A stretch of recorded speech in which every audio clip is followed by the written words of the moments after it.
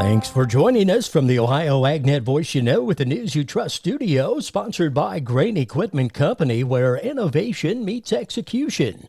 I'm Dave Russell.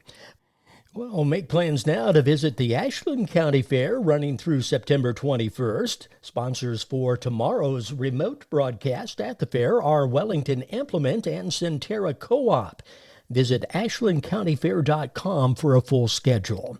The Axis Seeds County Fair Tour takes us to Ashland County tomorrow for the Junior Fair check presentation. And Grow Next Gen brings agriculture science to the classroom. You can learn more at grownextgen.org. Well, let's check in with our weekly update from the Ohio Soybean Council and your checkoff dollars at work.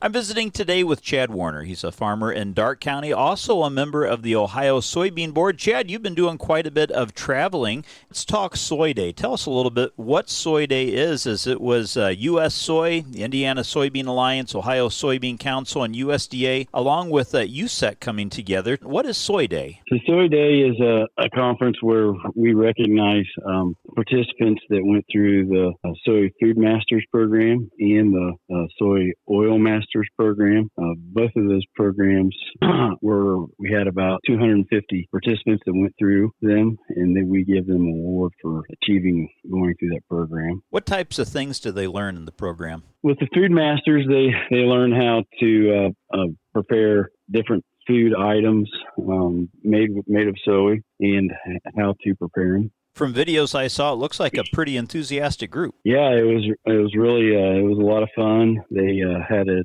DJ and a contest to get the crowd pumped up, but the energy was kind of overwhelming of how excited they were to go through the program and all that they had accomplished. Again, my guest today is Chad Warner. He's a farmer in Darke County, also a member of the Ohio Soybean Council. Chad, thanks so much for your time today. Thank you. And today's update brought to you by the Ohio Soybean Council and your soybean checkoff.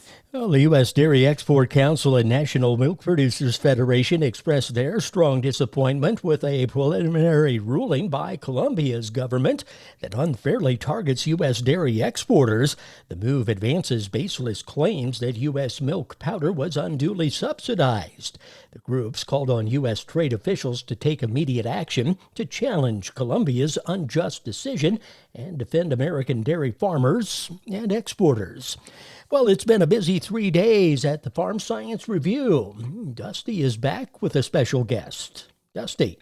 Visiting today with Rusty Goebel. Rusty is president of the Ohio Soybean Association. Rusty, we are at Farm Science Review. A lot of things going on, a lot of folks to talk to, but depending on where you're at in the state, harvest going on as well. And you shared with me you ran a few beans earlier in the week. Yeah, we actually started a little bit on Friday. We had an early variety. We wanted to going to plant some wheat. It's pretty dry out there. I'm not sure how quick we're going to plant the wheat, but had some was planted early. They hung in there pretty good for not having much of any rain. And we started again this week here. We probably have another 100 acres or so that's ready. Early variety, all going to wheat, so we can pump our lagoon on it and haul some cattle manure. Very good. Well, Ohio Soybean Association, the membership organization here in the state that does a lot of legislative work and policy work on behalf of Ohio soybean farmers. What are some of the hot issues you guys are really discussing right now?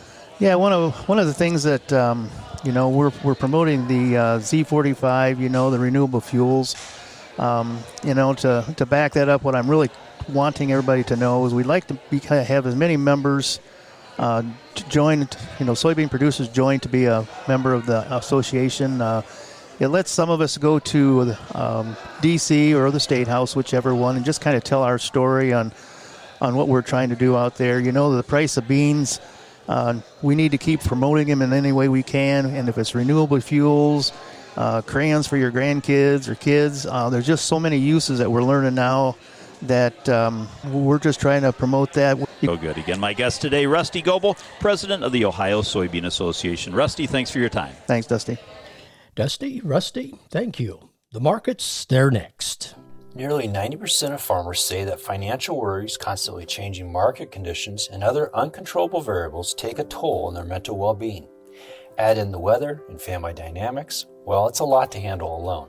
But did you know farmers and their families can receive free confidential services from licensed professionals? Support is available 24/7 to help with the challenges you face. Look for Farm Family Wellness Alliance under the Resources tab at farmfoundation.org. Take care of yourself. Your well-being matters. The market's brought to you by Seed Consultants, simply better performance, online at seedconsultants.com.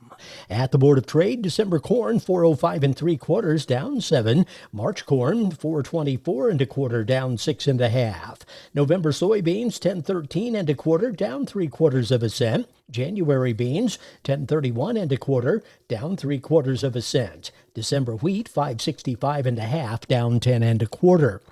At the Mercantile Exchange, October cattle 179.97 up $1.67. October hogs 82.25 up 20 cents. October feeder cattle 243.77 up $3.82. This is the Ohio AgNet.